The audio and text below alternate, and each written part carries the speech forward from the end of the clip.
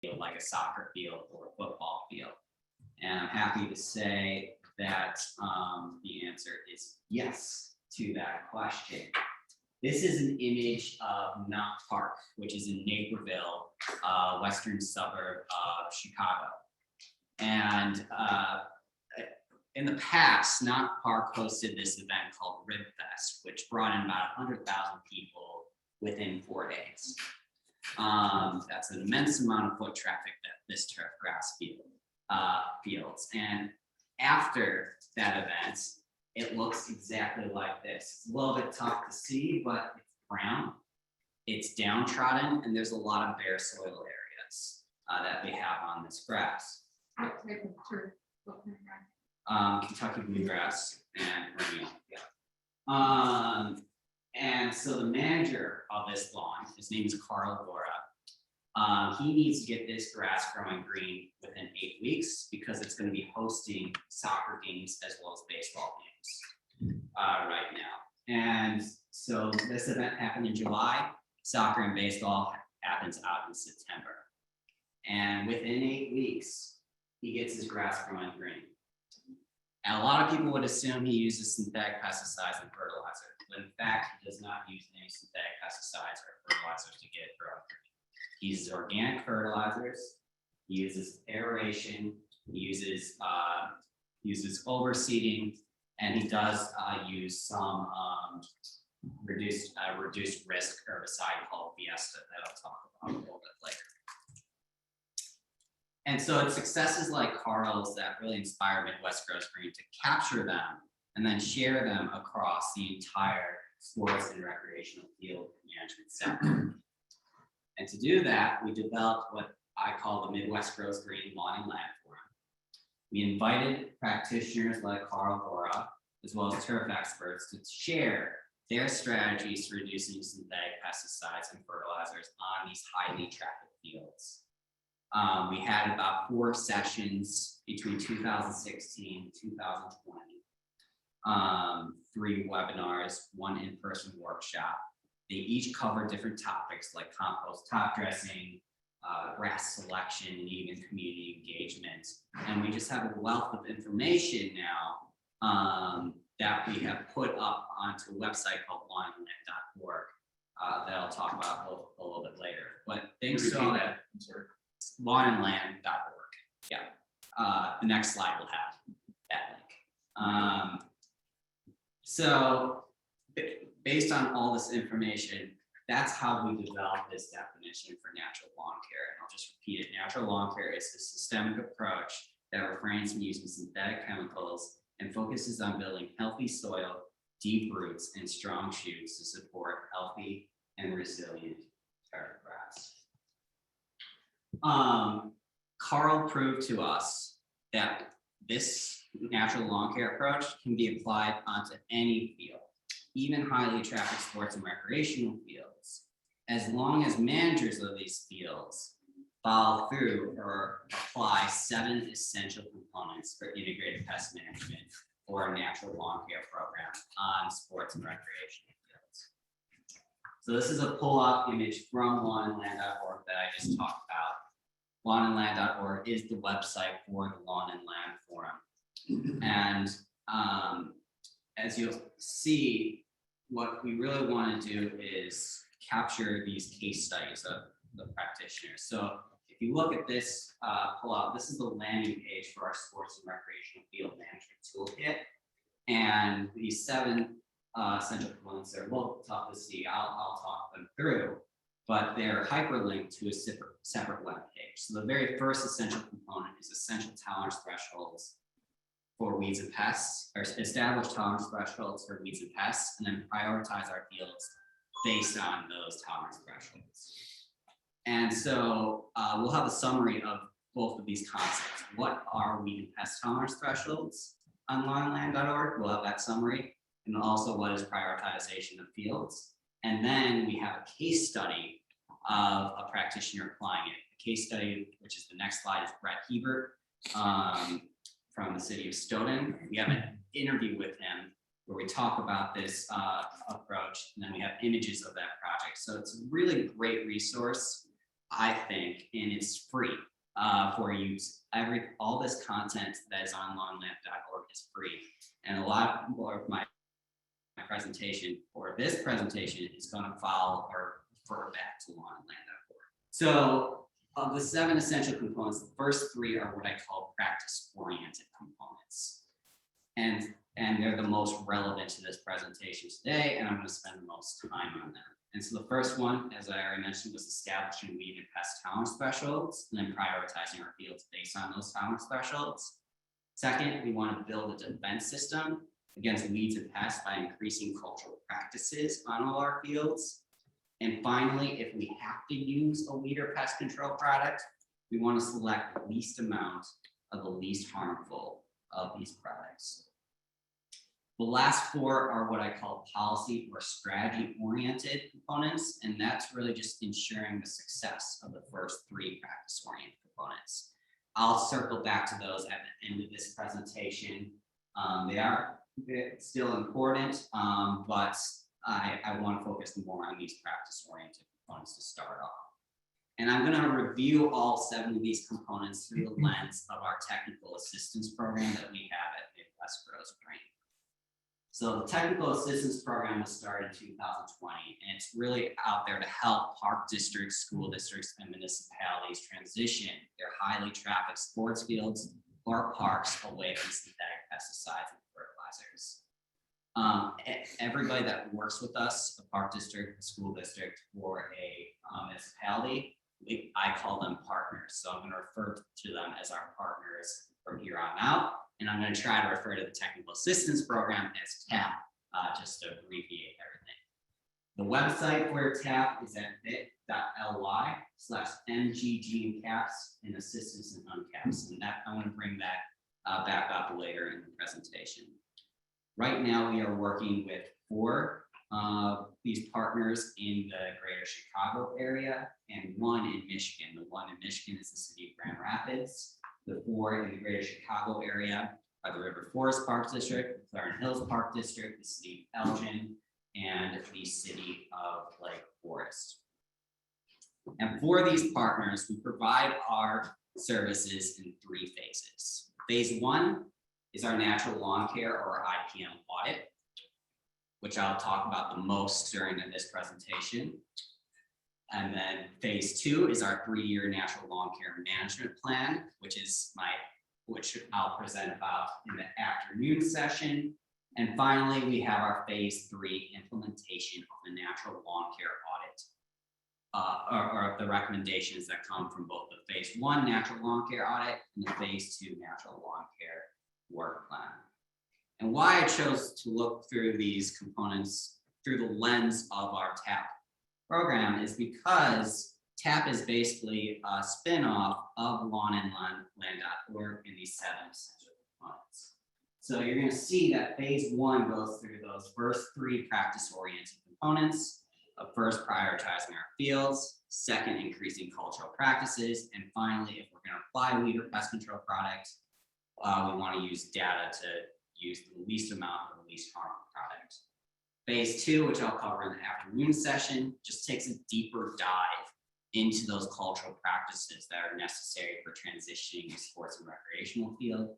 And then phase 3 is ensuring the success of phase 1 and phase 2 by focusing on those last 4 policy-oriented components. And so for a partner, we're going to review their record keeping of all the pest and weed control products that they apply. We're going to review their pest and weed monitoring program, as well as their IPM policies and their community engagement to improve the implementation of all the recommendations that come from phase 1 and phase 2.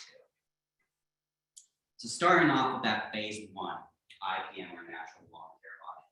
This audit provides MGG with a comprehensive overview or understanding of the management of the lawn management approach taken by a partner for all of their parks. So natural lawn care, if we're going to apply natural lawn care in a specific field, that's likely going to require more cultural practices and possibly organic products which could increase the cost for that field, at least in the first 3 years or 3 to 5 years. And so why we want a comprehensive understanding of all your management approaches is we want to identify an aeration and overseed a weed or pest control application or fertilization that happens on a single park or multiple parks. And we want to say, hey, this practice might not be necessary on this field based on its prioritization. And we want to shift, or we want to eliminate that application and then shift the time and resources that are saved to the cultural management that is necessary to transition our most highly prioritized fields away from synthetic pesticides and fertilizers. So the recommendations that are going to come from this IPM audit come in a set of 3. The first set of recommendations is all around prioritizing our fields and then setting management plans based on a field's prioritization. The second is we want to increase cultural controls or practices on all our fields. If we can't do it on all fields, then our highest prioritized fields. And finally, once again, using data for weed and pest control if we deem pesticide application as necessary. So looking at that first set of recommendations, this aligns perfectly with that first essential component for natural lawn care implementation on sports and recreational fields of setting our weed and pest tolerance thresholds and then prioritizing our parks based on those tolerance thresholds. And we learned this concept from Brett Hebert, who is the Director of Public Works for the city of Stoughton, Wisconsin, which is just south of Madison, Wisconsin. And what Brett did with his staff, as well as his community, is he walked his fields with them and assessed them based on visibility, traffic, as well as the community's own expectations for these turf grass fields. And after those assessments, he prioritized his fields into one of 3 classes. At the highest priority are our Class A fields. So these are our highly used sporting or athletic fields for our destination parks. A destination park would be something like Grant Park or Millennium Park out in Chicago. That's an essential area of Chicago. It gets thousands of tourists every day. And so you want the grass there to look relatively high quality, right? So for these fields, Brett exercises a 15% weed tolerance threshold, which means he won't apply an herbicide product unless the weed density is above that 15% threshold. To put that into perspective, that's about 35 dandelions per 100 square feet. Then we have our Class B fields, which are more moderately trafficked fields or sporting fields. And for these fields, Brett has a 30% weed tolerance threshold, which is about 70 dandelions per 100 square feet. And then finally, we have our Class C fields, which are general use fields, our pocket parks, our low traffic areas, or our natural areas. For these, Brett has a 50% weed tolerance threshold. Midwest Grows Green goes even farther, and we say we shouldn't apply a pesticide product or herbicide product on these fields unless we are talking about an invasive weed that's going to disrupt the functionality or the ecosystem of the area that we're trying to manage. And so the concept of having these 3 classes, or the concept of having this Class C fields, is we're saying that if there's weed pressure on these Class C fields, we don't expect that the community will complain about it because it's not being used for athletic purposes and it's not high visibility. It's just used for, a playground or anything like that. So you can reduce your management on these Class C fields and then transition or shift your time resources to the cultural management or natural management that's needed for these Class A and B fields. So I'm going to run you through an example of what this looks like. This is a blueprint of a school in the western suburb of Chicago. And we prioritize these fields in three categories. Category 1, 2, 3. Category 1 being the highest priority fields. Category 3 being our lowest priority fields. If you can see already on that, there's that red section on the northwest corner. That is a category 1 field because it has the baseball diamond. It also has basically a sports field. It's used by both the school as well as the park district out in this suburb. So it's a highly used traffic field that we want high quality turf grass for all of its uses. They also did category 1 fields on the east side of the building, which is more near the entranceway of the school, where there's a lot of visibility. So a lot of people are walking by it, and it's also visible from the street. So we want that to be high quality too. Category 2 fields are on the south side of this building. This is not as much on the entranceway, but it's still visible from the street. So you want it to look relatively high quality. And then finally, you have our category 3, which are kind of these corner areas or these areas that you really can't see from the street. So these areas, the school is saying, if there are weeds there, the community probably won't care because they're not going to see it. They're going to see the category 1 and category 2 fields. And so we want to reduce our management on those category 3 fields. So let's say hypothetically, this school had mowed all their lawns twice per week and applied weed and pest control on all these lawns twice per year. Midwest Grows Green would recommend to eliminate your weed and pest control on those category 3 and category 2 fields and reduce your mowing on category 2 and 3 fields to once per week. So that saves labor costs, it saves product costs, and then you can shift those saved costs to the management of these category 1 fields and the cultural management that is necessary for these category 1 fields to get them off of synthetic pesticides and fertilizers. So now shifting to the essential component number 2 and how we're actually going to manage these category 1 or class A fields. Basically, we want to increase cultural practices across the across everything for these class A fields. Starting with mowing. Remember, we want to mow high. And for mowing, we want to do it at least once per week on these fields. If we're talking about a sporting or recreation or athletic field, we probably want to mow twice per week, at least in the spring and in the fall, because that's when grass is growing the highest. Now, it's important to note the mowing heights. So if we're talking about a soccer field, obviously the functionality, you need relatively low grass so that the soccer ball moves. And so our recommendation is no lower than 2.5 inches. For a destination park where there isn't any soccer going on, we want to increase it to 4 inches or even 4.5 inches. And the reason we want to do that is because we want to reduce the mowing that is necessary. Remember, I talked about that third rule: never take off a third of the grass. Now, if you are mowing your grass to about 2 inches, you can only let your grass grow 1 inch, and then you have to mow it again. So you're going to be mowing it more frequently in the spring and the fall. Now, if you are raising that mowing height to 4 inches, you can allow the grass to grow 2 more inches, and you can likely go on a mow once per week schedule for these destination parks. So that's going to reduce your time and resources. So that's why we would recommend for a park that doesn't have a soccer game or doesn't have a football game, try to get it up to 4 inches for mowing on those Class A fields. Okay. Second set of recommendations is aeration.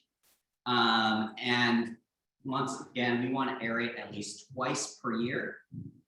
Late spring, which is late April to about June, or early fall. You don't want to do really early spring because that could actually bring up some of the weed seeds, and you could have sprout up of dandelions and clover, and you could have a lot of complaints. Early fall is the most important time to aerate, and I'll talk about that a little bit later when I do overseeding. Sorry, did you have a question? Yes. Can you explain aeration, what happens and what it is and how it compares to tilling and no-till? It is kind of like a form of tilling, but tilling is like turnover, complete turnover. This is just taking out these spokes so you're not disrupting the grass. But you're letting the grass, so you're taking out these cores. They're like cylindrical cores, kind of look like goose poop if they're on the lawn. And basically it allows, so it reduces that compaction, and then it also allows your turf grass roots to spread into those new pores. And then finally, what I'll talk about is when you're doing overseed or compost top dressing, you can further incorporate that overseed and the compost top dressing into the soil as opposed to just having it on the top layer. Does that make sense? Uh-huh. Yeah, so aeration early fall is the best time because you want to accommodate briefly after with the overseed. If we're talking just about a destination park that isn't gaining a whole lot of foot traffic, you're probably good with twice per year. But if we're talking about a sports field, a soccer field, it's going to get a lot of foot traffic. And so we want at least 3 times per year for these athletic fields. The next best time after early fall is late fall for aeration. But I know athletic field managers that do natural lawn care, they can get up to aeration up to 7 times. And I'll clarify in our afternoon presentation, that doesn't have to be the whole field. And I'll talk about that too, because I know 7 times is quite a lot to get your aerator out, but it doesn't have to be the whole field, just the most highly trafficked areas for your aeration. Overseeding, immediately following that early fall aeration, so that you get that proper seed to soil contact. And I'll talk about a little bit later. You want to accommodate that overseeding with that organic fertilization or compost top dressing. All right, Class B and C cultural management. We want to try to follow Class A cultural management if able. Now, I know there are going to be cost and time constraints if you're with a park district or school district. We're well conscious of that. So if the costs are too high or if you just don't have enough labor, then we recommend focusing on cultural management in the fall for Class B and C fields. Remember, fall is the most important time for lawn care because you're staying down those roots for the next growing season, and you might not need a fertilization or anything like that. And then for our Class C fields, remember, these are fields that we expect the community not to complain about.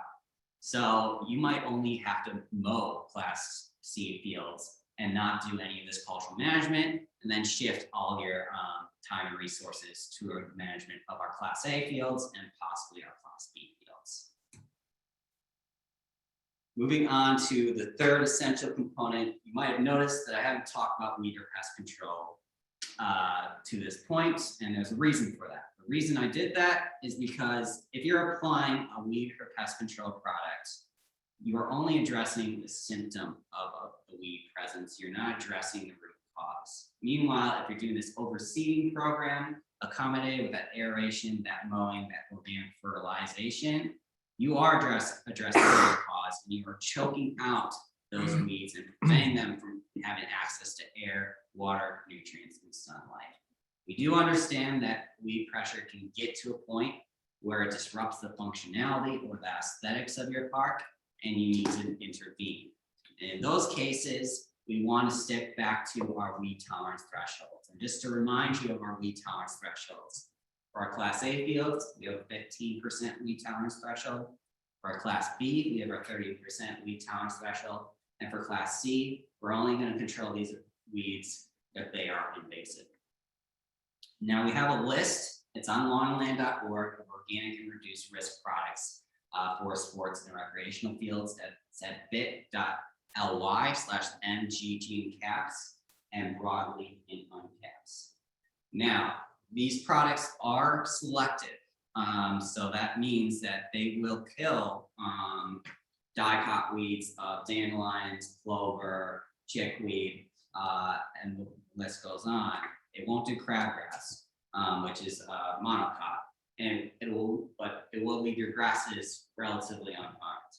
The most popular one for organic lawn care is called Fiesta.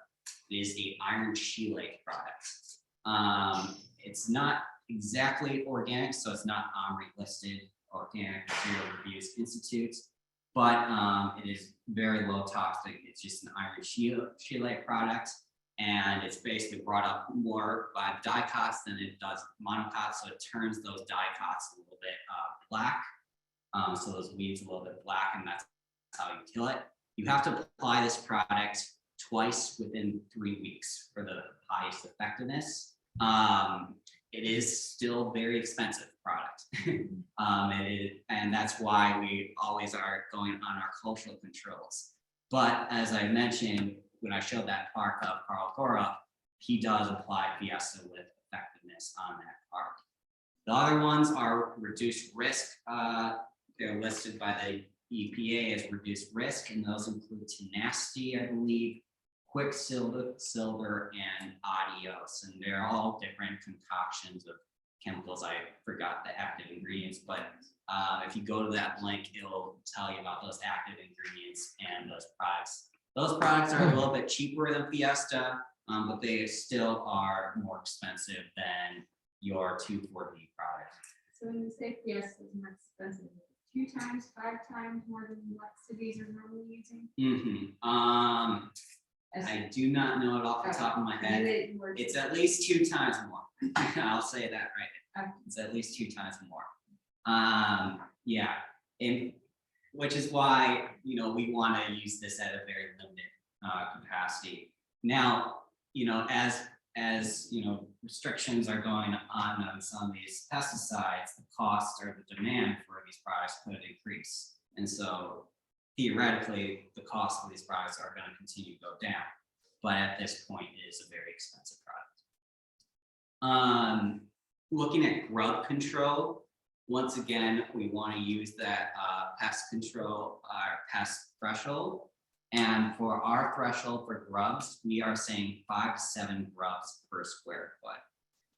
A lot of the problems when we have people that say they have a grub problem, it's actually not the grubs that are eating through the grass. You know, people say if you pull up the grass, it comes up like a carpet like grubs. That's generally not the grubs. It's generally the animals that are digging in the dirt to eat the grubs. And also, if you think about grubs, and they tend to attack weak roots, so molded roots or rotted roots, so poorly drained roots. And not strong roots, because that's the easiest roots to chew through. So you want to, if you're having that dense turf grass system, you shouldn't have too many grub problems. Yes. Brian, I'm curious. So I'm thinking back to your weeds matrix. Mhm. Is there a soil type that grubs prefer, or can it be found in any soil type? That's a good question that I do not know. Yeah, I don't know if there's been any research on that, but I do know they like shady areas and or athletic fields. Yeah, they like shady areas and poorly drained areas. Poorly drained. Okay. Okay. Yeah, and so at this link bit.ly/LLF and grub control, it talks about the grub control life cycle, how you can disrupt it, when to apply a curative approach, a curative product to most disrupt it, like what time of the season, and also some of these conditions that grubs like. And then it does go through some less toxic options or organic options. 2 organic options that I know of are beneficial nematodes, which also cost more than a standard grub control, and milky spore. Milky spore only works on Japanese beetles, though. It's like a disease. It won't work on shapers, which is another type of grub. And then Grandivo is, I believe, also an organic product. And then right now, a reduced risk product from the EPA is a Aceleprint, which is an affordable product. There are still some concerns for a Aceleprint for pollinators, though. Which is expected because we're killing insects, so you can expect that it'll also have effects on our pollinators if you're trying to kill those grubs. Okay. So just to recap of all the phase 1 recommendations that we provide to our partners. First, we want to prioritize those fields and then set our management plans based on the field's prioritization. Second, we want to increase cultural practices on all our fields. And finally, we want to use data if we're going to use a weed or pest control product. Moving on to those last 4 policy-oriented natural lawn care components. Remember, I'm going to talk about our phase 2 assessment in our afternoon session. All these 4 are trying to ensure the success of the first 3 essential components. So the 4th essential component is ensuring continual improvement in the program by having protocols for weed and pest monitoring, pesticide selection, record keeping, and evaluation. The 5th is setting guidelines for pesticide application, storage, disposal, and notification to prevent accidents and exposure to non-target subjects. 6, we want to develop strategies to partner with staff, leadership, and the community to limit costs associated with transitioning to IPM or natural lawn care. And finally, we want to coordinate outreach and education for the community to facilitate the integrated pest management or natural lawn care transition. So all these 4 policy-oriented components come up in phase 3 of our technical assistance program, TAP for short. We invest a significant amount of time ensuring that our natural lawn care transitions are successful for our partners. So for our partners, we're going to meet 4 times per year with them to look at their field monitoring practices, review their record keeping of any product applications, and just evaluate the overall progress of this integrated pest management or natural lawn care transition. One of the things that we give our partners right from the start, and we encourage them to continue to fill out, is this sports turf rating system rubric. I really like this rubric because it covers a lot of the important characteristics of a sports field. So if you look at the top row, it covers lights, water, food, which is fertilizer applications. We'll also look at the color of the grass, and then the intensity, so like the events that you get per year. So about 10 or so different characteristics of a sports field that you should be monitoring. And it is kind of a subjective assessment, but it still has numbers involved. And so what we want for this monitoring rubric is we want a lower number. We want our field to be below 20. So this is an assessment of a field before we even began.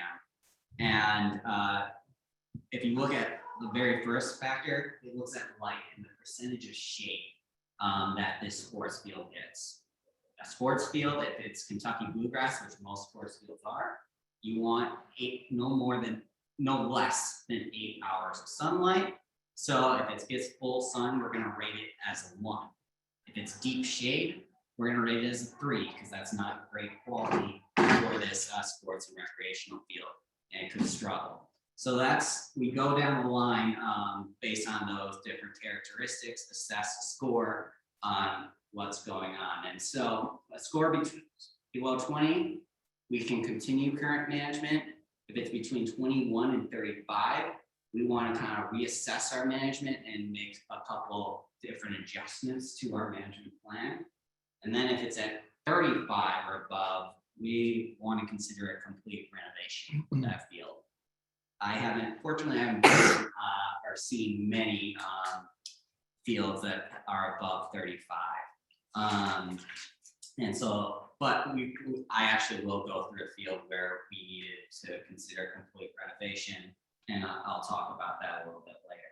So for our natural lawn care transitions, remember I said the transition takes around 3 to 5 years. So we would actually expect the score to be between that 21 and 35 in those first 3 years or 5 years. We really want to see some progress at year 3, either it dip below that 23, 22, or optimally below that 20. If we're not seeing any progress, then we're going to do a reevaluation and say, hey, we need to do something different to make sure that this field is performing well. Another thing that we encourage our partners to do is keep really good records of any products that you're applying, weed or pest control, but also of any cultural practices, aeration, overseeding, and the like. This is a pesticide application data sheet from Skokie Park District. It's a park district up north in a northern suburb in Chicago, just north of Chicago. It's a really exceptional record keeping from my perspective. It goes through the application date when you applied it, the location that this application did, the reason for application. For this product, they applied tree stumps with this, but it also has broadleaf application or just overall weed application, the specific product, the active ingredient, the application rate, how much is applied, and the list goes on. It even goes into the wind velocity and direction of that day. And this might seem like a lot, but I would actually argue that this could save you a lot of time and resources later, because the federal government has something called the Freedom of Information Act, and they can get this information, or they can request this information at any time, and your park district, your school district, your municipality has to comply.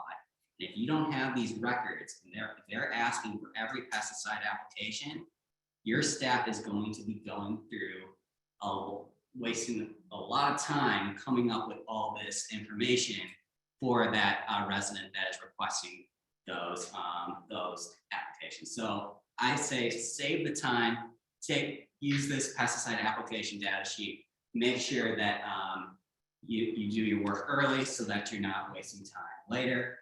And it also helps for Midwest Coast Green, it helps significantly with our assessments for our audit and just making sure that our program is improving as we go on, and we're using less of these products, and we have this actual evidence that, oh, we're not applying this product, which is called Relevate, in future years. The final thing for essential component number 4 that I want to talk about, and it also goes in the essential component number 5, which is that product safety, is our pesticide product selection protocol. So on lawnland.org, we have lists of some of these reduced risk products and stuff like that. They all qualify for our pesticide product selection protocol, but I just want to be a little bit more clear. And you also received, I forgot to mention, the general IPM policy, as well as that natural lawn care work plan that has that. But both of those, I believe, have the pesticide product selection protocol. So what we want to do is we want to avoid products with high acute toxicity. So that means, so the EPA has signal words: danger, warning, caution. Danger and warning are the most toxic of the products. Caution is the least toxic of the 3 signal words. So you only want to use products with the signal word of caution. Second, we want to avoid products that have possible, probable, known, or likely carcinogens, reproductive toxicants, endocrine disruptors, or nervous system toxicity. This is a lot of information that you can gather from the material safety data sheets is one thing. That's from OSHA, I believe, the OSHA board for the US. And then the other resources that we use at Midwest Grows Green is the International Association for the Research on Cancer. We'll look at California, I believe, has Proposition 65, which lists probable carcinogens. And then I really like Cornell. They have a EcoToxNet webpage that covers almost every product that is out on the market, and if there are any scientific research on their health concerns and stuff like that. So we'll look at that database a lot too. Finally, we want to avoid products where the soil half-life of all ingredients lasts longer than 30 days. Remember, we don't want these products to stay longer in soil because that could increase the risk of children, pets, or pollinators becoming exposed to them. So we want their half-life to be 30 days so that they break down as The other thing in our pesticide protocol that we have is train staff for application, storage, and disposal of lawn care products. I think one of the case studies that we have on lawnandland.org is an interview with Dan Ginelli, who is golf course superintendent for the North Shore Country Club. And he is very adamant that most of the accidents that we see is because staff are just not trained properly in the application, storage, and disposal of these products. So know your state laws, also go above and beyond in terms of safety if you are applying any of these products. And then finally, we want to designate an IPM coordinator to determine necessary actions for a pest or weed problem. So we want this to be a comprehensive decision. We want a point person to make that decision. We don't want someone just to say, oh, I see weed, I'm going to apply a pesticide right now if it's not in line with your IPM policy or your natural lawn care policy. All right, finally, for ensuring continual improvement, we want to do an annual evaluation with our partners. I think this is really critical. We're setting up these evaluations with our TAP partners for November, and we're going to be asking them, has the health of their landscape improved? Have the long-term IPM methods been successful? What treatments were cost effective, which weren't? And have you realized the savings from reduced pesticide use and needs? And based on that evaluation, we might come up with new recommendations that that weren't in that original plan. So we just want to, and this is also just to ensure that our partners remain committed to our 3-year natural management plan. And if there are any concerns, that we have that opportunity to address it through this annual evaluation. All right. I'm gonna gloss over that essential component number 5, which is once again pesticide safety, very important. But we covered that a little bit in that product selection. A lot of questions I get is about costs. What are costs of a natural lawn care transition compared to conventional lawn care? It is a very difficult thing for me to say how much more natural lawn care transition or how much less the natural lawn care transition will be to conventional lawn care. And that's because I don't know the factors for your specific park district or school district. For example, I had a school district that wanted to transition to natural lawn care. They didn't have, in the past, they were contracting with True Green or True Green for all their pest and weed control. And so they wanted, with me, basically they want to shift all the way to in-house. That is going to increase your cost significantly, right? Because they don't have, first off, that aeration equipment. They don't have, they need a new mower. They need a new fertilizer applicator. So that was a significant amount of costs that we need to factor into that natural lawn care transition. So that's how we had to do it. The cost went significantly up, I think by 10 times if you're going through that transition. But I will say that over 3 years, your costs are going to go down because you're reducing your labor, you're reducing your products, and everything like that. If you're going with a True Green, the costs are going to be the same every time. They're going to give you that same quote every time because they're doing that 4-step, 5-step program. What I can talk about today is some methods to reduce the cost for your natural lawn care transition. And on lawnandland.org, we came up with 5 different ways that you can really reduce your costs. And the first, I think, is the most important, and that's just engaging your decision makers. If you can get someone on your board or a couple people on your board for a park district or school district that are gung-ho, really supportive of this, that can work wonders for your natural lawn care program. They are the decision makers. They can get the funding or investment in any new equipment that you need. They can get the investment in any overseeing organic fertilizers. And that, yes, the cost will be a lot to begin with, but once again, we're looking in the long term. And so that's a good transition to the long term. always want to look at the costs in the long term, not year after year, because the costs are going to shift for natural lawn care,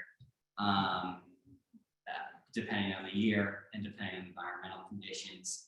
They're not going to shift for a conventional lawn care thing. And you are planning for this dense deep rooted turf grass system that in 3 years' time is just going to basically care for itself. And we have a lot of case studies where the turf grass is caring for itself and you're using limited products, if any, if we're talking about organic fertilizers. Finally, cultural practices. Once again, it's the most important of the essential components. It's also important for cost savings. For example, I have a park district she used to work for the Park Ridge Park District, which is the western suburb of Chicago. And she used to do all of her mowing in-house. And she realized if I contract that mowing, I can save significantly more money because I'm reducing on our labor. And so she contracted, I think, most of her parks out for mowing, and she was able to save more on her natural lawn care program than if she was just going to do it all in-house. Products.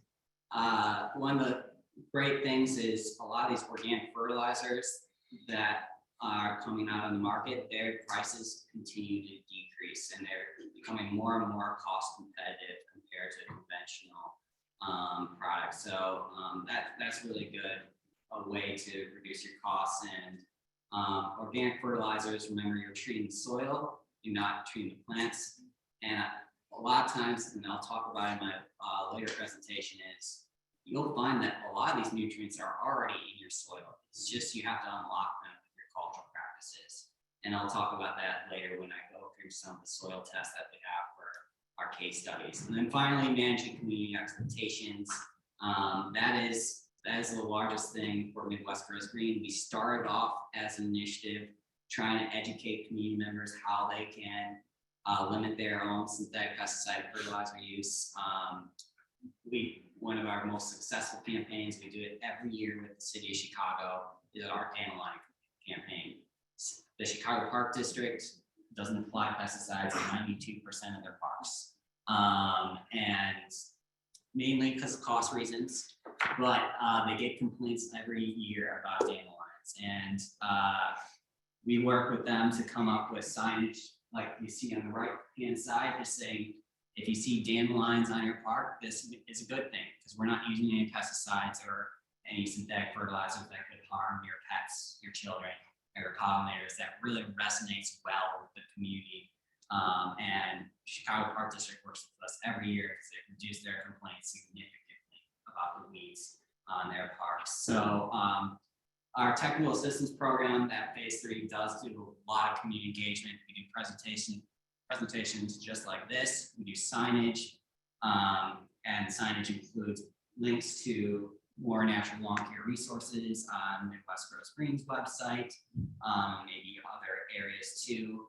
We do press releases that generally get picked up because if you're going pesticide free, that's a newsworthy story for a media outlet. And we do suggested social media posts.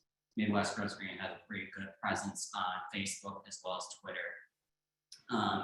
And that, if you're reducing complaints, you can have more of these Class C parks, and then you can shift more time towards that management that is necessary for your Class A parks, is the concept of community engagement. So just a recap of those 4 policy-oriented components. First, you want to ensure continual improvement in the program by having protocols for weed and pest monitoring, pesticide selection, record keeping, and evaluation. Second, or one of the essential component, is setting guidelines for pesticide application, storage, and disposal. 6, you want to develop strategies to partner with staff, leadership, and community to reduce those costs for a natural lawn care program. And finally, you want to coordinate outreach and education to manage the expectations for the transition towards natural lawn care. I'm gonna go through many more resources in the afternoon session, but I just want to bring up this slide. MidwestRoadsGreen.org has a lot of great information for the individual homeowner.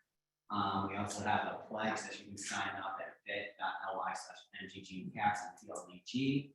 And that's a monthly newsletter that lets residents know what's going around in the community. Do you have a new pesticide-free park, or what you should be doing on your own lawns, and it has a lot of great tips there. We have many toolkits and fact sheets. Some of them are printed out back there at bit.ly/mggcaps resources and uncaps. And then that lawn and land home toolkit is lawnandland.org. I say you can receive templates, but people already receive the templates, so you don't need to do a $25 donation for the templates. Everything else on lawnandland.org is free. And finally, our technical assistance program that I went through during this presentation, I'm going to go through again in the afternoon is bit.ly/mggcaps assistance and uncaps. And I don't have a slide, but I like to think that I'm the best resource too. So my emails are institute.org. I'll take any questions. Yes. So there's a lot of talk on the news about pollinators and the decline of bees and everything. Are you saying that people are getting more on board with the idea of embracing dandelions and the clovers and the things that the bees feed on? Because in my neighborhood here in Ames, nobody appears to really care whether the bees are getting something to eat or not. So what's the general trend, at least for the homeowners out there, as far as trying to do things right? I would say yes, there is. The demand is increasing in the Midwest. It's still slow compared to the East Coast and the West Coast, because the theory is we're so close to agriculture where they're using these chemicals all the time, right? And so we're just so used to it in our lifestyle here in the Midwest. But with that said, looking at the greater Chicago area, for our programs, 5 years ago, I used to be reaching out to different communities and saying, hey, do you want to do this? Now I'm only getting calls from people. I don't do any cold calls or anything like that. So that's a good sign. Also, if you're looking at the homeowners in the greater Chicago area,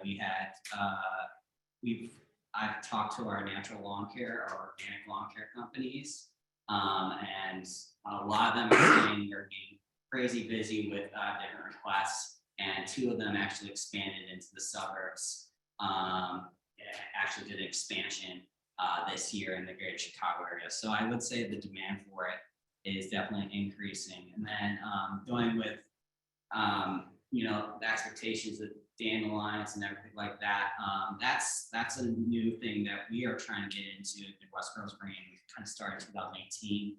An Eco Lawns initiative. So there's a couple of brands that use microclover as the base, because microclover actually used to be the base of many turf grass mixes before World War II.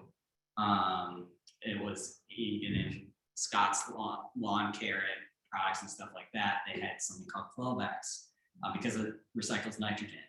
Now they found out about 2,4-D in World War II, and then clover had to go because 2,4-D would kill clover.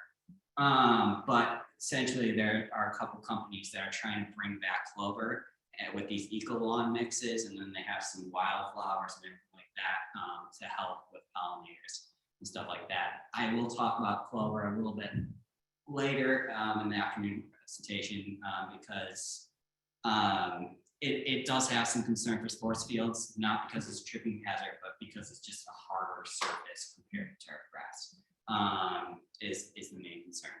Does that answer your question? Thank you. I'm glad you mentioned the tripping hazard. That's the feedback we got from our park managers. We can't have clover in the park because kids will slip on it. Yeah, I would say that's not the concern. The concern is if it's really heavy clover, it's a harder surface than turf grass. Turf grass is a soft surface that if you're falling, that'd be a problem, but, yeah, I don't pertain to the slipping hazard. Has there been any studies on athletic injuries on fields that have gone to this? Because if you're allowing 35 dandelions per 100 square feet of turf grass, my concern would be that there would be a thick enough stand of grass there to cushion balls from, soccer and football. Yeah, unfortunately, I don't know of any research. I do know of research of a synthetic turf field compared to a natural, natural grass, not natural managed grass. And injuries are significantly higher on a synthetic turf compared to natural grass because the soil has a little bit more bounce back than a synthetic turf. So I do know there's research on that. But in terms of research on injuries with weeds, I mean, there isn't any research. As people have said, oh, it's a tripping hazard, but there isn't any research. You can't find any research that said clover or dandelions is a tripping hazard.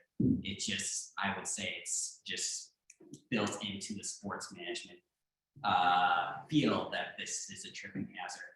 And I would argue, I don't have anything to back up. I would argue that it was the product companies that made that narrative, and it has stuck with us for so long. But I don't have any research because no one is researching that difference. It'd be a great project to cover. Yeah. How tall do you like to have the grass going into the snow winter season? Yeah. And or how late do you mow into the snow? Yeah. Well, for how late, it depends on the season. This has been a very hot October, so you're probably going to your last mow is probably going to be later into November than usual. But the last mow should be 2 inches to let it go dormant.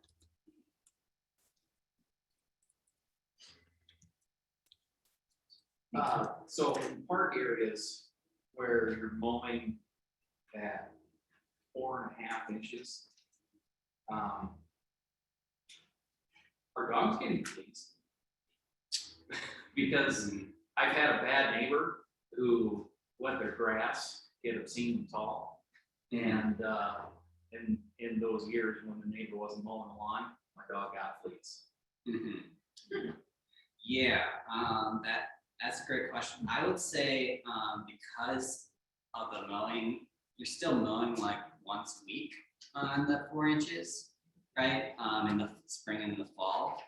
And I'm sorry, I'm not a flea expert personally, but I would imagine if there's still a lot of disruption from the mowing, that the fleas still won't be able to propagate. But yeah, I would have to research that a lot. Fleas are not my expertise. I wish I could have a resource or anything like that for fleas. The other thing that I might say is,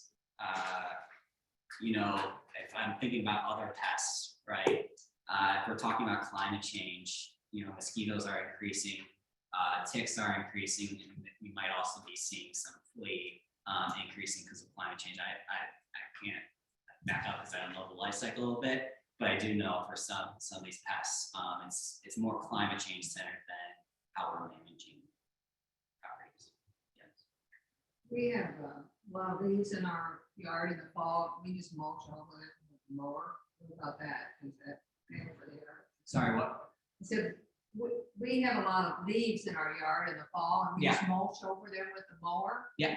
What about that? That's perfect. Yeah. If you just have like a thin layer or anything like that, and just mow them back over and return their nutrients to the grass. Yeah, you should not try to take away leaves from your lawn. That's one of the pet peeves I think we have and a lot of other people, because that's a great source of nitrogen, phosphorus. It's free fertilizer. There is understandably concern about mold and stuff like that on their grass.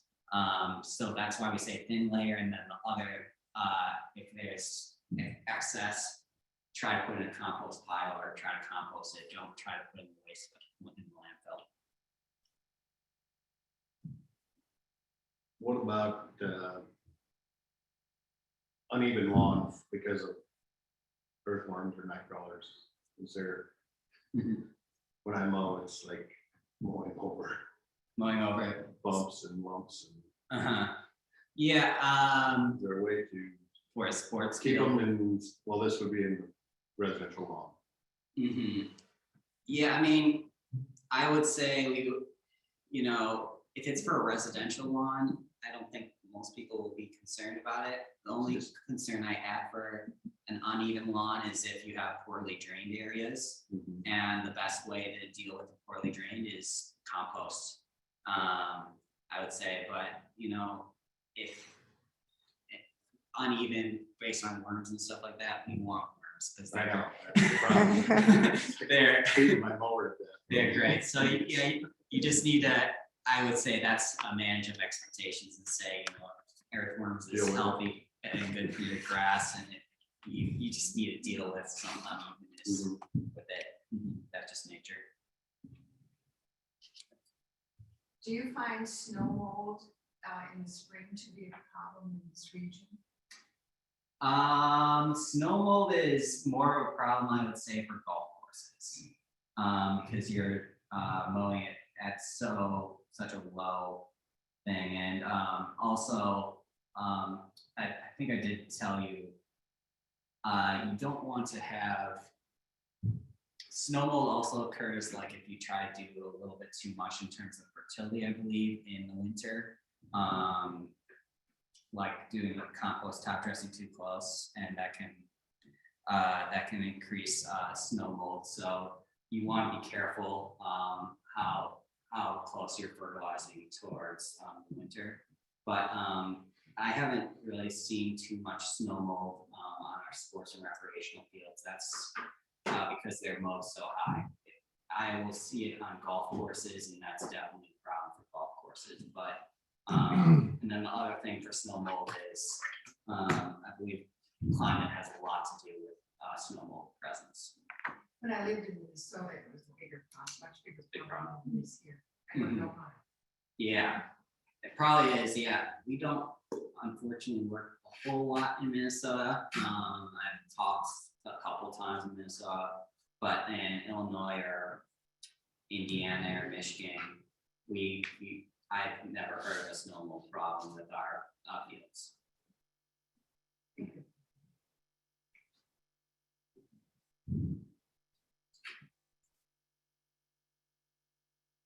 Any other questions? Any from the Zoom?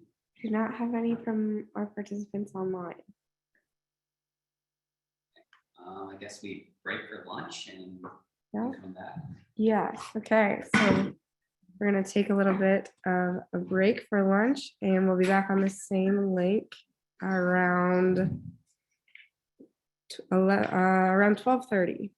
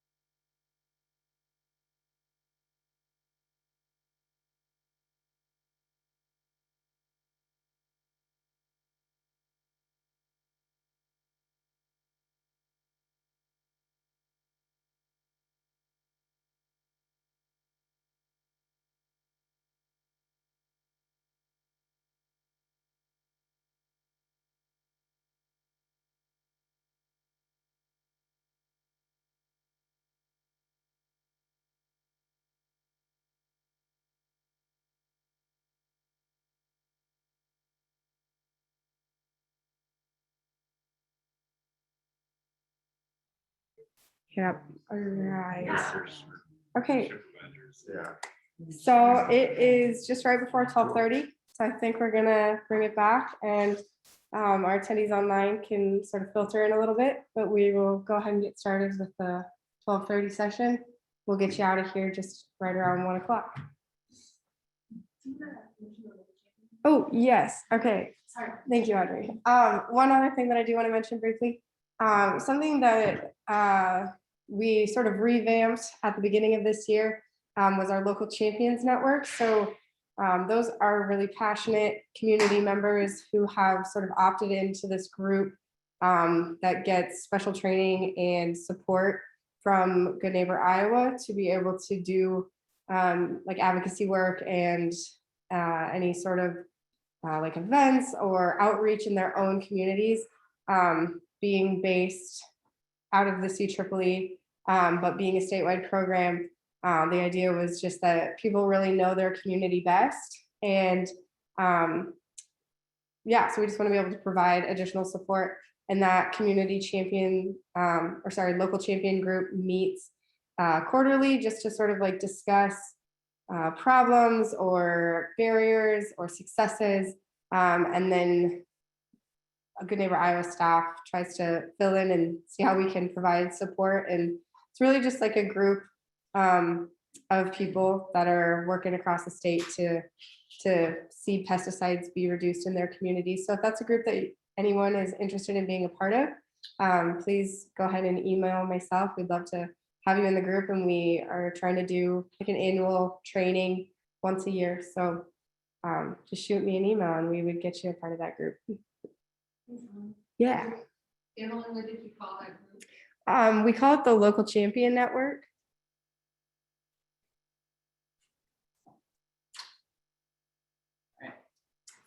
Okay, so for this afternoon session, Good Neighbor Iowa asked me to do a visual walkthrough of what a site assessment would look like, as well as a 3-year management plan for that phase 2 part of our technical assistance program. And to have that conversation, I'm once again going to revisit that definition we have in natural lawn care.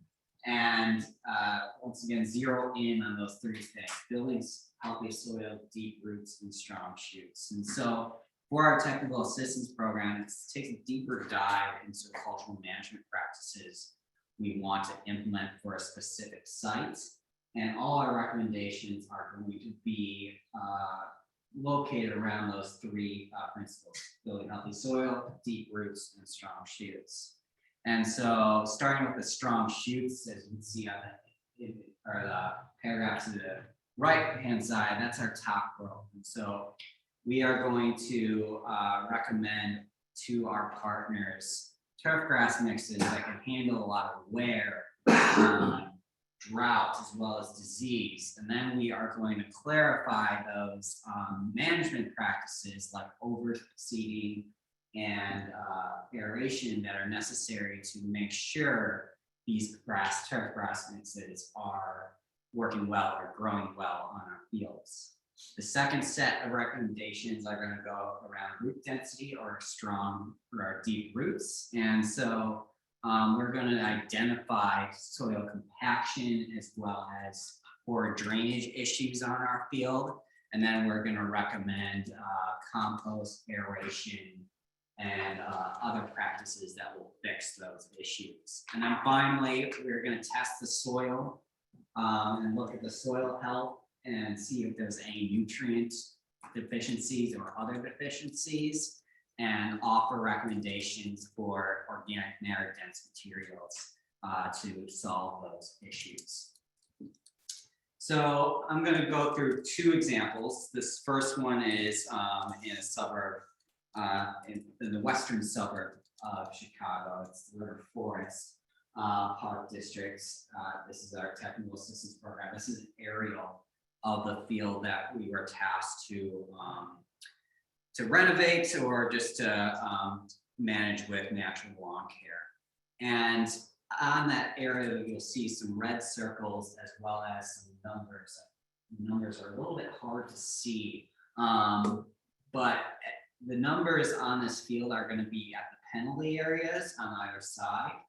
And then across the middle of the field from goal to goal. And there aren't going to be numbers in the outer portions of this field because those portions of the field, or so outer portions of the center of the field, because those portions of the field don't receive as much foot traffic, and the turf grass is growing relatively vigorously there. And so these numbers, as well as these circle areas, are where our soil scientist, his name is U.S. Pollinators, that's where he's going to test the soil on. He's going to identify any soil compaction issues within, and then he's going to assess the overall turf quality. And this tends to be, for soccer fields, this tends to be the areas that we choose to test the soil test for. If you look at, compaction issues, most of the game that happens on a soccer field is going to take place on the middle of the field or the penalty areas. It's not going to be on the outsides. We kind of say it's like a diamond within the field. And so most of our cultural management practices are going to center in on those numbered areas and not the unnumbered areas. And then, of course, I talked about that field prioritization. So the numbered areas are what we consider Class A parts of the fields. The unnumbered on the soccer field are probably Class B. And then everything that's in the outskirts near the tree lines and stuff like that, that's something we would consider Class C for this particular field. So zeroing in on this area will show a little bit more of the weed and bare soil issues that we have. On the left side are some images of weed stress on this field. The top image is clover. We already talked about clover today and how clover has a harder structure. So that's what we're really concerned about clover, is the hard structure that could cause injury if you're falling on that stand of clover. And we're seeing this clover basically in the middle of the field. So the numbers are 10 on the left, 8, 6, 5, 4, 1 going across the middle of that field. And so 6, 5, and 4 is really where we're seeing a lot of the clover. And whenever we see clover, that is an indication to us of some sort of nutrient deficiency, because clover is a legume, and so it recycles nitrogen. And so clover is going to likely grow a lot better in poor nitrogen area than turf grass would, because it can grow in those kind of conditions. The other place that we saw weeds was in the baseline, in between the baseline of the infield as well as the outfield. Not too surprising, that's a common problem for a lot of sports fields, because you can't grow as much dense turf grass on those sidelines as you can in the middle of the field. But there was weed pressure on those baselines. The other thing that we're looking at on our fields is bare soil. Bare soil is a clear indication of soil compaction to us, because grass isn't growing there, but weeds also aren't growing there. So if you see the image to the top right, this was actually unique to us for this field. As I mentioned, we tend to focus on the diamond area in a soccer field. This bare soil area occurred on the northwest corner of the soccer field, number 9, where there's generally not a lot of play. But what we found out later from the park district is there was like a congregation of adults that met there weekly or bi-weekly. And so they were compacting down that soil.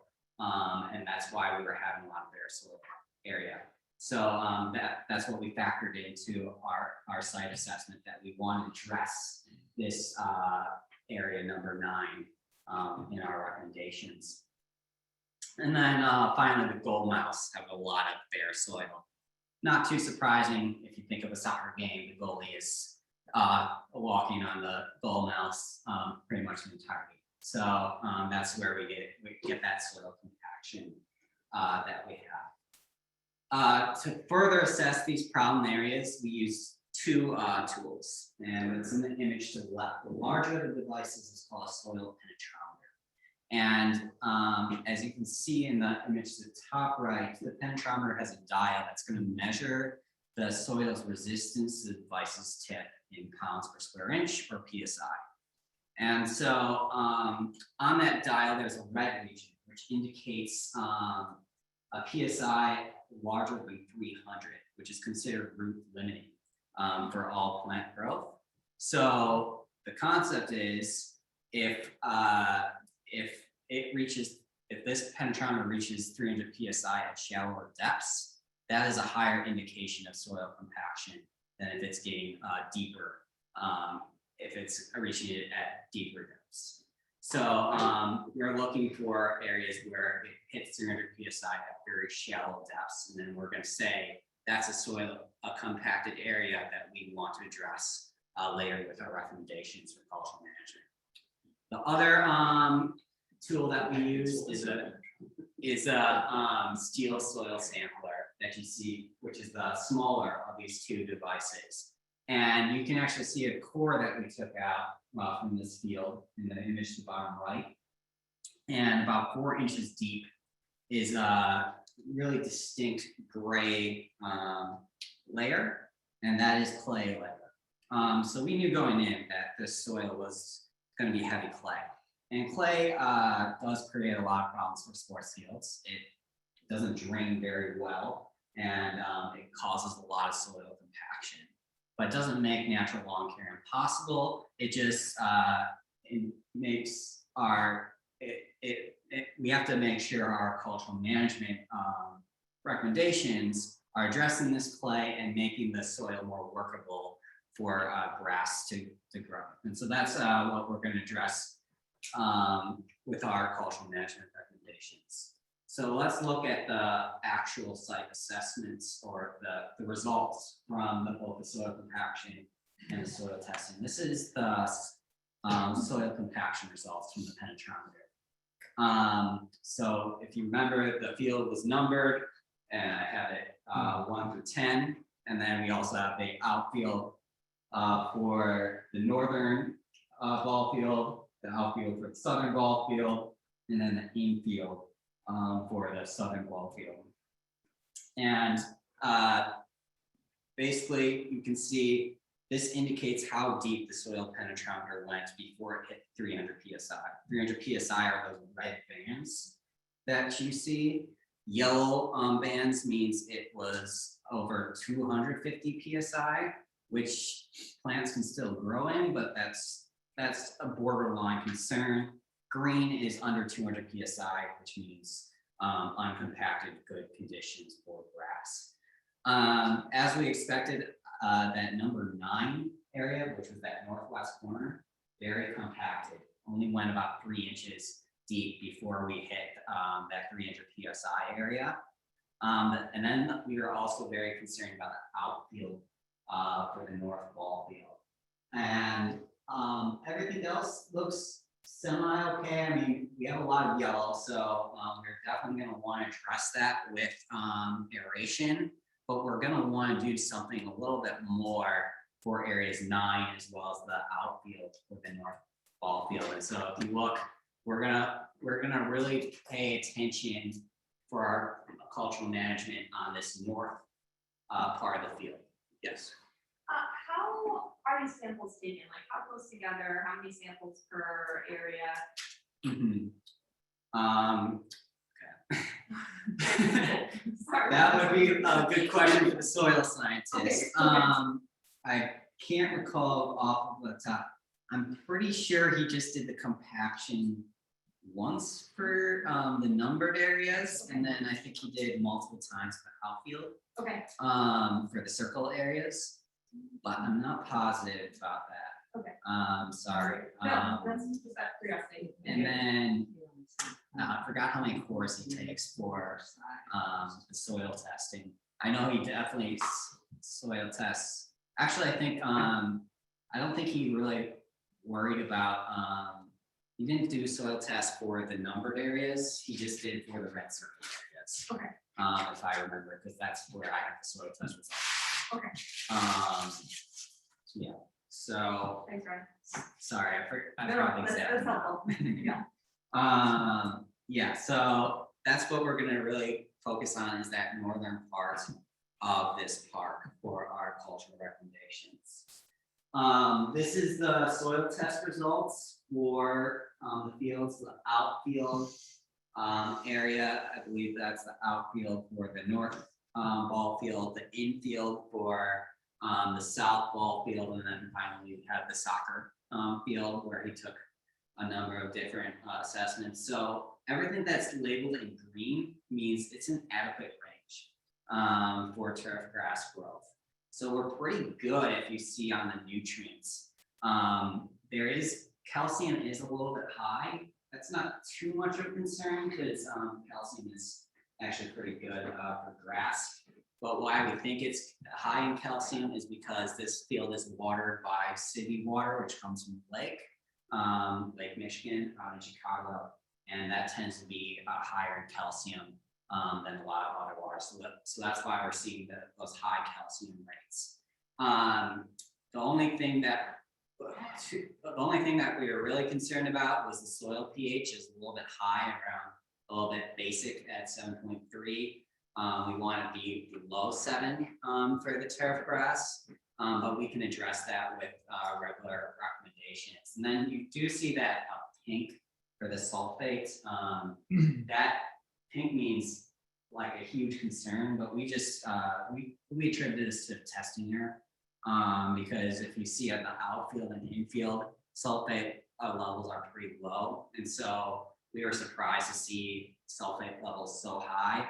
We think it was just like the cores that we took that were, that had that high sulfate, and we don't think we're not really going to address that with our recommendations. And so what this is telling us is there's plenty of nutrients already in the soil.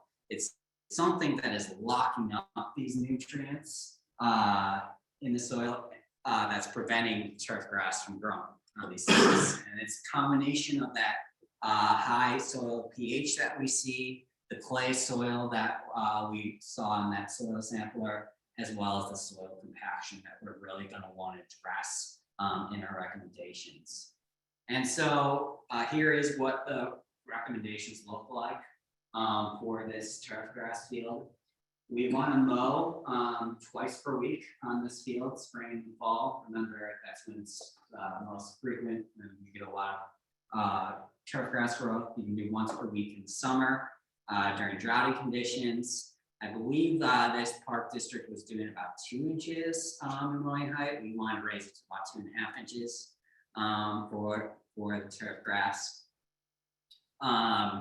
Aeration is the real one that we're going to recommend, and we want to aerate 3 times per year, at least on the soccer field. Late April, June, and October is what our soil scientists said. And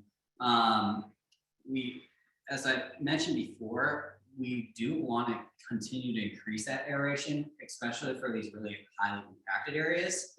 But if you're thinking that they'll be very labor intensive, what we're recommending to them is not that you don't have to do the whole field. Like those areas that aren't numbered on the center, the outer center regions of the soccer field, you will probably find if you just aerate those once or twice per year. But we really want that middle strip, 10 through 1. We want to aerate that at least 3 times per year. If you can get up to 4 or even 7 times, that'd be fantastic to reduce that compaction.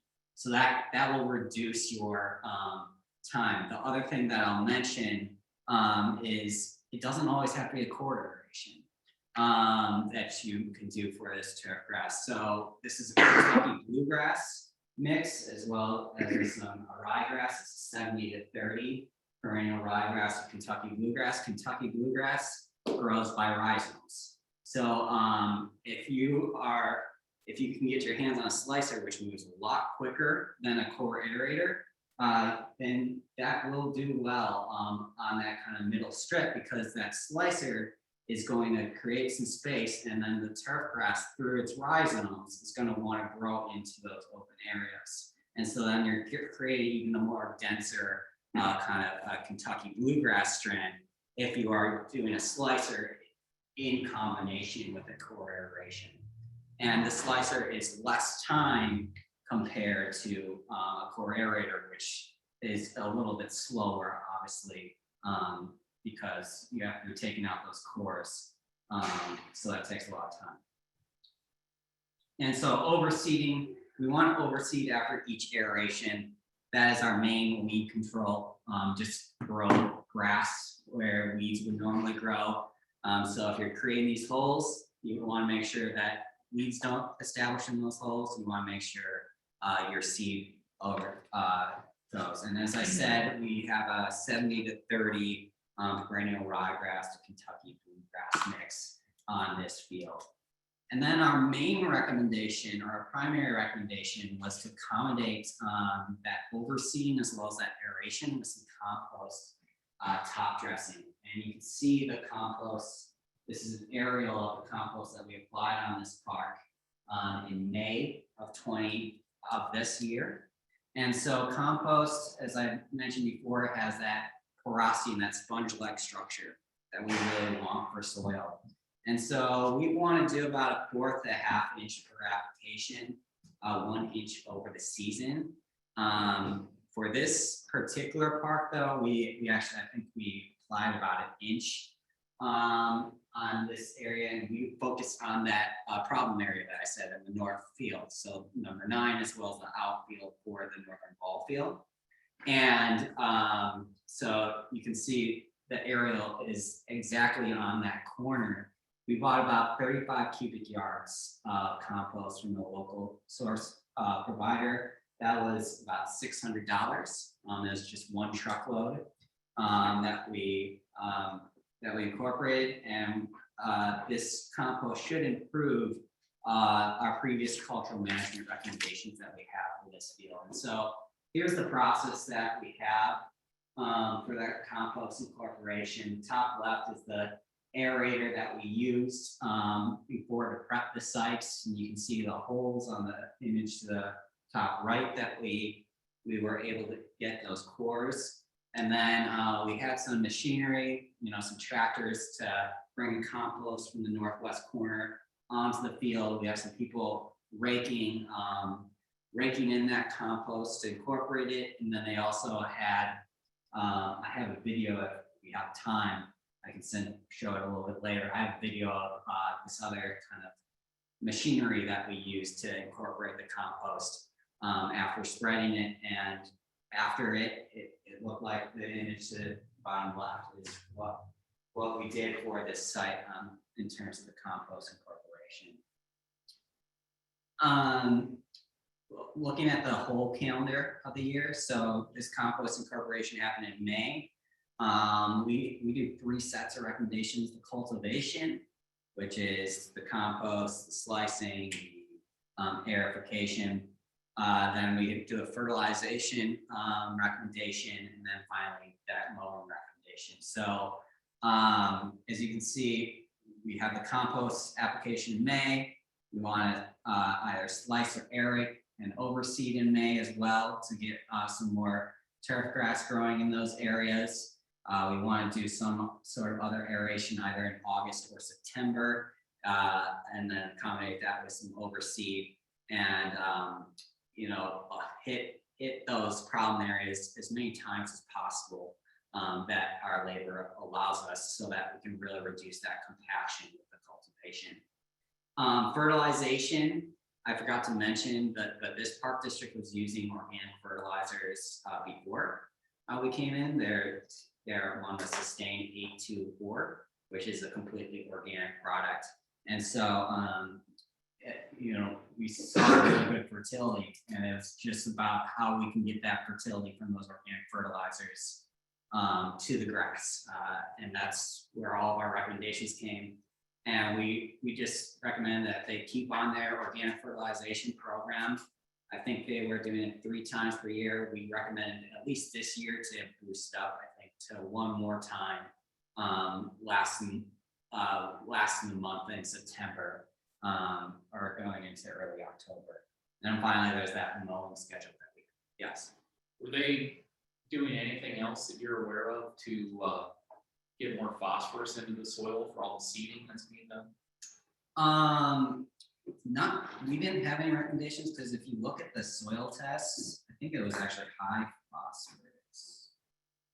Yeah, I mean, the phosphorus range is really good. It's the adequate range for phosphorus is 27 to 54 parts per million. And all the fields, soccer was the lowest, but it was still at 39 parts per million.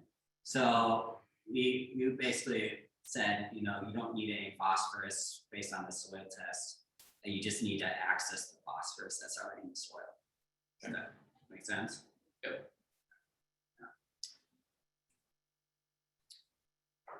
And this A24 does have phosphorus in it. I should mention. So it's a good starter fertilizer anyway. Any other questions? So that's this one case study. Anyone have any questions about that case study before I go into the next one? I actually do. Yeah. So those images that you show with the like the top dressing, how long does it look like that? Like how long is it dark like that? Yeah. Unfortunately, I didn't get a lot of images from the park district, because this was images from my soil scientist, and so he just came up there and Is it just like that until grass grows through it though? yeah, I mean, it's not that thick of a layer. Okay. That, grass should grow through it relatively soon. Okay. But I can't tell you if it's a week or 2 Right. weeks. Sorry. No, that's okay. I was just curious, like how it changes back to grass. Like it just grows through the layer. Yeah, we're not when we're doing this, we're not killing the grass. It's the grass is still growing. We do recommend an overseed, but we're not going to kill the grass at all with this compost top dressing. Okay. That was my question, Joe. Yeah.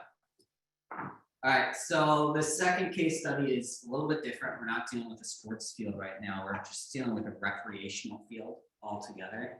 And this park, it's in the city of Elgin, and it's Lord's Park we're dealing with.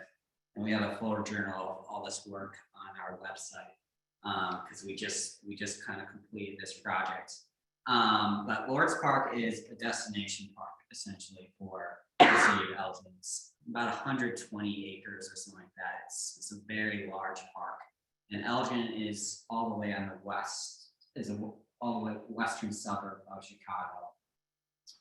A lot of different soils you see in this park. And so we selected, based on input from the city of Elgin, this aerial that you see. It's on the north side of the park. It's a large turf grass stand, about 3 acres or so. And from the aerial, I guess it's a little bit tough to see here, but we can already see some problem areas with this turf grass. So you look at this 0.75 acre basin, which is the circle in blue. You can see these black spots, which is basically standing water on this turf grass. And we have an image of that standing water to the left. And it's standing water for most of the year on this park and this turf grass stand. And there's a couple of reasons why. First, the soil, there's some clay that is preventing infiltration. And then it's also just saturated for the whole time. And then we also look at the east and west slopes, which I'll talk about a little bit later. But our goal is to address the standing water, because the standing water is a breeding site for mosquitoes. It's unsightly. It also can have some smells. And so we want to address the standing water with some sort of restoration work. And so that people can enjoy this park a little bit better, because it is a beautiful park. Lord's Park is. And so the main thing that we looked at is the east and west slopes, so those areas in red. And if you can see a little bit, especially on the east slope, it's kind of brown. There's a lot of brown on the top of this slope. And so the images to the bottom right will show this kind of brown. It's basically a rock layer. It's a rock soil layer that you can't grow anything on. Super compacted. Now there can be some weed growth that you can see in the image to the right on those slopes, but nothing really else. And that also contributes to this flooding issue that you see right here, because the water can't infiltrate into the soil. So it's hitting these rocks and it's running off into that basin, and it's also picking up more sediment. And this soil continues to become saturated with water. And I will say water is good because grass grows with water, and obviously around the basin, the grass is growing pretty well, except for when it's flooded out. But what we want to do is we want to capture that water on the east slope as well as the west slope to reduce the water that is running off into that basin. So that is what we came up with our site assessment. That is our goal for this project, for this natural lawn care transition. And so here is the soil compaction analysis that you see, looking at first at the basin. It goes probably the deepest we've ever seen for a soil penetrometer. That's 21 inches deep the penetrometer went, and it was green until about 18 inches. So, and then you can see the soil content. It's actually not a whole lot of clay. It's 33% sand, 44% silt, 23% clay. So it's not really any compaction issues, obviously. It's just, it's so saturated with water. But, if we get that water out, that'll be great for the grass because it can, its roots can set down really deep into that basin. So that's good. And then you look at the slopes, it's a completely different story. We couldn't get that penetrometer even 2 inches deep on the west slope before it started to really get some tension. So we almost broke our steel sampler just trying to get soil tests from this area. So obviously we're going to be focused on how we can improve the compaction on that west and east slope, or on the top of the west and east slope. And if you look at the west grass and the east grass, that's on the slope. So the grass was growing somewhat moderately well on the slopes, but still you're dealing with compaction at about 6 inches. So our focus is how can we reduce that compaction on those slopes as well as on the top of the slopes. Here's the soil testing, a little bit different story. So light brown means it's sort of a concern in terms of the deficiency in those nutrients. Dark brown means it's a very large concern. Very, very low. So we're very, very low on phosphorus on those slopes. And then also on sulfate, we're very low. Some of the other nutrients are okay. We're also very concerned with this organic matter content, which is low on the slopes, 4.4, 4.9. So what are we going to do? We're going to recommend organic matter, and then also some sort of phosphorus fertilizer to get grass growing. So what we did is a pretty extensive soil restoration project right here. The image to the far right, we wanted to rake up those rocks on that east slope. So I think we're focusing on the east slope right here, all the way on the right, because that was the largest problem area. So we wanted to rake up all those rocks. And the city at first was like, oh, I don't know if we can actually get into those rocks with any equipment. And that was probably largest challenges finding some equipment. Finally, we found something actually from in-house from one of their sports and recreational field management tools to break it up. And they were pleasantly surprised. This had been rocky for, I don't know how long, for many, many years. And they said, after, 3 or 4 inches, we were able to get through the rock layer and we were able to get bare soil for you guys. So that was a really good surprise. It did take a lot of effort for the raking, but if you see the image, the middle right, that's what the soil looked like after all the raking. And so you don't see many rocks or anything like that. We were able to get through that rock layer. And then it was the compost top dressing to add that organic matter. And you can see the compost top dressing in the image to the top right. A lot more than what we did for the other park sites.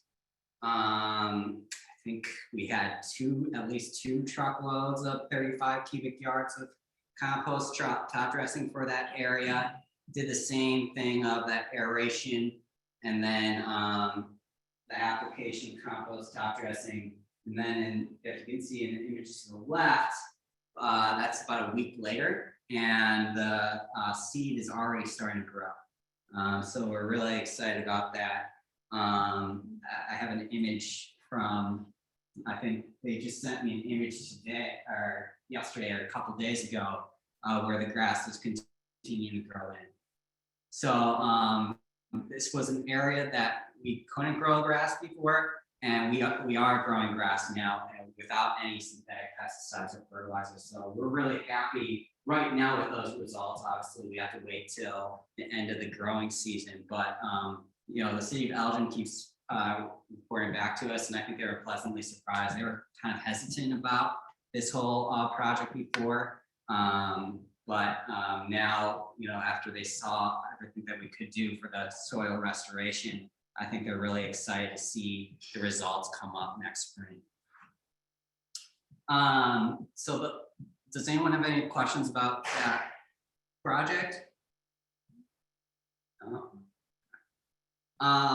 So we have a lot more examples at lawnland.org of soil restoration, site assessment, and things like that. I did want to take just a little bit of time to talk about glyphosate alternatives, because that's another thing that's happening at lawnland.org. So we have our sports and recreational field management section, and then we have our natural area management section. And this is something that's been new for us as the glyphosate alternatives, and it's kind of following the similar approach to those 7 essential components that I mentioned for sports and recreational field management. Instead, we just have 4 spokes that we call for the flywheel weed management approach.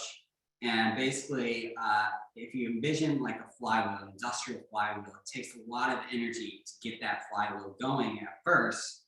But if you continue to push and go through some of these steps, that industrial flywheel, it'll just turn on its own, just keep turning. And you will be doing less work as you go on into the future. And so that's the kind of concept that we came up with this flywheel weed management approach. Invest a lot of time in these 4 spokes of investigation, planning, and prevention. So once again, site assessment. If we're talking about natural areas, the site assessment is a little bit different.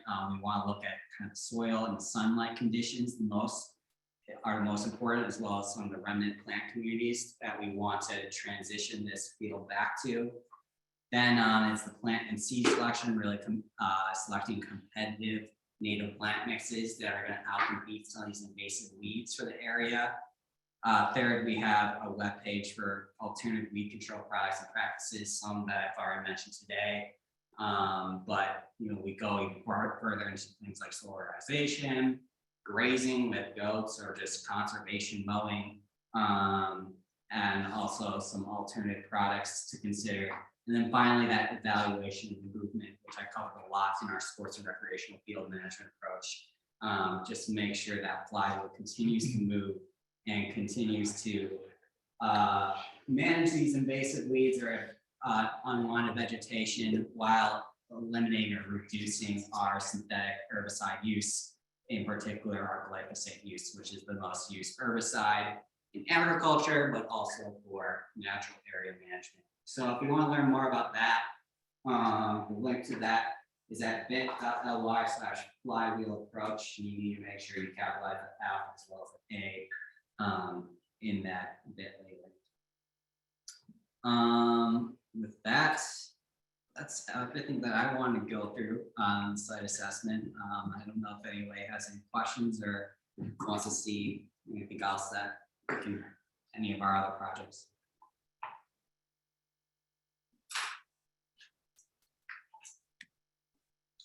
We don't have any questions from online attendees. Ryan, would you mind just recapping any sort of like free certifications that you can get through the IPM Institute's websites or the Lawn and Land Forum or any of that? Yeah. I can actually just Google that right now. So it's pestdefenseforhealthyschools.org. Oh, it does not show mine. Sorry. Let me change my screen sharing.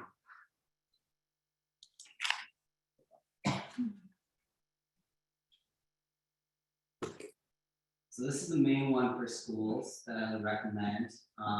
It's free to sign up and it has 12 different modules that you can do for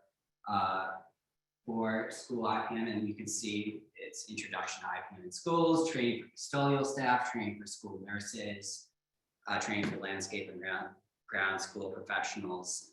And then if you complete that course, take the quiz, you pass the quiz, you will be sent a kind of a certification letter that says you completed this course, and you can share that with anybody. I know it's this is funded by the National Education Association, so they definitely recognize it,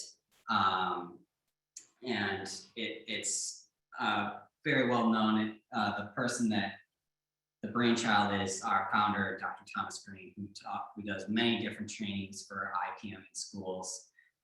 He's mostly indoor, but he also has that landscape knowledge. So it's a lot of great information that you can get for free for schools. And then, as I said, for our outdoor, it's the lawnandland.org that we have right here. And you can go to sports and recreational fields, and it goes through all those essential components that I went through. A little bit more pages on cultural practices, because that's the most important of those ones. And then the natural area management, you can see those flywheel spokes and those case studies that we have. So on step 9, when you're talking about examples of like dandelions and lawns and trying to get the public to be like okay with that, do you guys have sample signage or something that people could use? Yeah, you know, obviously we have trademarks on the West Coast Marine and stuff like that. But yeah, you can see we do a case study. I believe this is for the Pesticide Free Parks program in Chicago.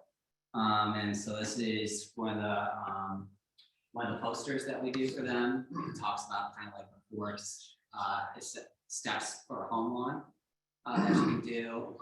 This is our eco labeling. This is something that we created, just kind of like a flyer for a park district. I believe it was Naperville Park District that we did, or it looks like Lyle. And so it's just something simple once again, and it talks about their organic pesticide free parks program.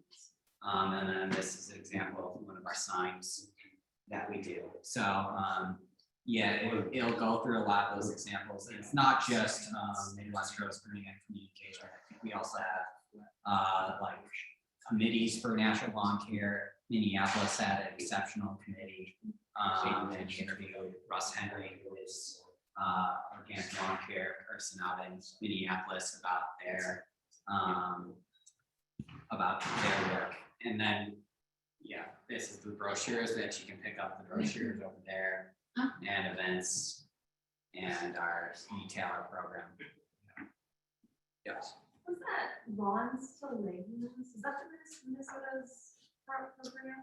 No, Lawns to Lake is a sea grant program. So there might, Minnesota might have it. Okay. This was funded by the Illinois Indiana Sea Grant, but yeah, they do a lot of homeowner education at Wanta Lake, and we work with them a fair bit. When you say unlocking the nutrients in the soil, is there anything besides like the aeration and the introduction of beneficial microbes through the compost? Is there anything else that's really doing that? Yeah, two things. Biochar can really add, because it's a very carbon intensive product. And basically, biochar, basically if you apply it into an area, it will get the microbiology kind of very active. And so the microbiology will start breaking down the nutrients, as well as just decomposing everything in the soil a little bit faster.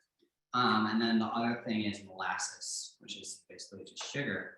And that's what the microbes feed on. And then that gets them to work a little bit faster in terms of breaking down the soil. And then another thing that I've heard for soil compaction, not working with the microbes, but gypsum sometimes is good for reducing soil compaction. It's a calcium product. It's really giving the soil microbes a little sugar rush. Yeah, with the molasses. Yeah, and the gypsum is more on the kind of magnesium and calcium balancing and stuff like that. Chemistry. I know your organization does it, but if we just wanted to have a soil test done on our yard, do anybody have suggestions on where we could get that done? Tends to be a university. Iowa State doesn't Universities do are that. really good. But Iowa State doesn't. Oh, they don't? No. Huh, okay. If you're near Cedar Rapids, Cornell College is doing it right now. But Iowa State, doesn't. I know that there's. There's full I think one of our soil testing is in Iowa. Ward Laboratories, is that in Iowa? What did you call? Ward, WARD, Space Laboratories. They give pretty detailed. I think it's in the central region. That's the soil test that you saw for those two parks came from Ward Laboratories, but that might be a little bit more than you need. I'm not sure, but they're not expensive at all, like $25. Might be in Nebraska. Yeah, if you just Google like soil testing, and I always put Iowa State Extension, they have a whole article. on List soil of sample testing. Yeah, But I know Iowa State itself doesn't. do it. yeah, I would use that. I always, because the University of Illinois has really good soil test provider resources, and so I always resort them to that resource. Ryan, I'm still, I guess, trying to understand things. How Midwest Grows Green, is that like a subdivision of IPM? Yeah, IPM Institute is the umbrella organization. Midwest Grows Green is an initiative under the IPM Institute. So IPM Institute is my employer. Okay, and Midwest Grows Green, what does it specifically, it must have a specific task within that umbrella. Yeah, sustainable landscaping. So this is our website, midwestgrowsgreen.org. I'm gonna have to change the about us because we just recently changed our mission. So it's not under memory, but it was on one of those slides. But basically, sustainable landscaping, trying to reduce synthetic pesticides as well as synthetic fertilizers on our green spaces. And we have a very broad definition for green spaces. But more focused on the urban side of things. Correct, yes. So we don't, if it's dealing with anything in agriculture, we won't deal with it. That's our other IPM Institute programs. And IPM stands for IPM Institute, what's IPM stand for? Integrated Pest Management. Okay, and then there were the three categories: Green Shield certification, pest defense, and US growth green. Correct, yeah. Okay. Yeah. This is, sorry, Green Shield certified, something that, we're hoping to come up with a Green Shield certification for landscapers, in March, so we have a lot of work to do. But this is the Green Shield certified. If you, I don't know if we have any Iowa, Green Shield certified pest control companies. We might have one. But it lists those companies that are Green Shield certified, and it's recognized by LEED, so the Energy Efficiency of Buildings, as well as a couple other associations. Thank you for these questions. Ryan, I got so much out of your presentations, but like I'm getting a lot out of these questions too. I'm not just saying. Oh, yeah. Any other questions for Ryan today? I guess I'd like to kind of know what the relationship is between Center for Energy and Environmental Education and Ryan. Yeah. You know, Penny and I have met with their kids who was part of your center. Yeah. And does greenhouse gas emissions inventory, and I know part of your center does. Right? Yes. Yes. So the relationship between the Center for Energy and Environmental Education and Ryan with the IPM Institute. So the Center for Energy and Environmental Education is really that umbrella organization that houses our Good Neighbor Iowa project, which is the program that I'm working with. And we sort of established a relationship and a partnership between Good Neighbor Iowa and Midwest Grows Green. So we attended last year's annual Midwest Grows Green Week and saw a lot of overlap between the two missions. And so I reached out to Ryan and I was like, the work you're doing is fantastic. We'd love to have you come talk in Iowa sometime. So yeah, there's just some mission overlap. And so the partnership sort of stemmed there, and it was just an idea for an event that we wanted to be able to bring to Iowa also. Most of the CEE's work is that outreach and education piece. So we don't really do too much with research, and we don't have this sort of technical expertise that Midwest Grows Green and the IPM Institute is able to provide. And so when we want sort of these more meatier programs, rather than just sort of the community engagement education piece that Emily and I can provide, we just reach out to our network of experts like Ryan and people in the IPM Institute and have them come in to provide this program. So that's what that's all about. Okay, so look, I'll just try to explain. Thinking about things. I understand that after our community does greenhouse gas emissions, then there's often a consultant that we hire to come in and do the remediation that needs to be done. I am thinking that even this is part of the remediation to draw down carbon in the community. And so I would see like Midwest Grows Green coming in, being a consultant to really help us with soft green, manage stormwater and carbon restoration, right? Doesn't all of that help our environment? So that would be one of the ways you would consult in our city to make sure we would. Yeah, absolutely. Yeah, and that would be a conversation you would have to leave in with Cassie, who's now in charge of that benchmarking and the CO2 emission stuff. And because we are housed in the same center, that's a conversation that we can easily be a part of. Yeah. Okay, Cassie took care of it. Yes, that's right. That's right.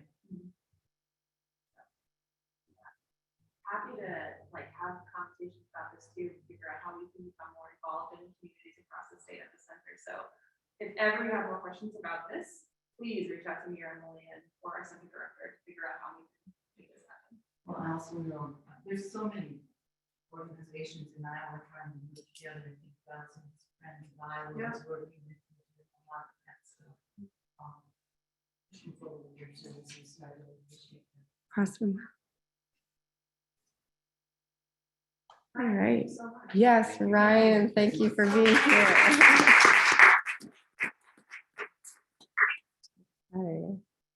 For our online attendees, I'm going to say thank you and goodbye, and we will be sending out a recording of the presentations and the slides afterwards. So thank you for attending online.